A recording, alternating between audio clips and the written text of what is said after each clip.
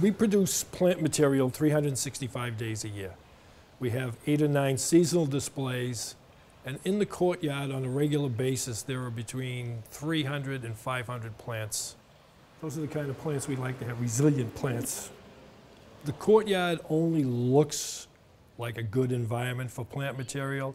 The indoor atrium puts a lot of stress on plant material because there isn't enough light. The sun will turn the leaves up if we get a couple of sunny days. That'll be fine then.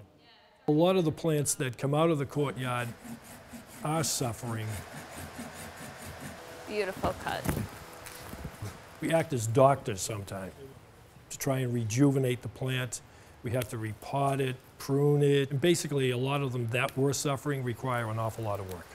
Still a lot of life in these. We are at the Gardner Museum's greenhouses, located about a half an hour from the museum itself. This is where all the work is done to produce the beauty that we have in the courtyard. The greenhouses at the museum are basically used as the holding pen for the next display, but all the work is done here. Now with all the TLC we've given this plant, it'll be around for another 30 years. I've been with the museum over 20 years, and some of the plants have been here quite a bit longer than I have, some 30, 40 years. It may look like we're destroying the plant, but this process will be very beneficial.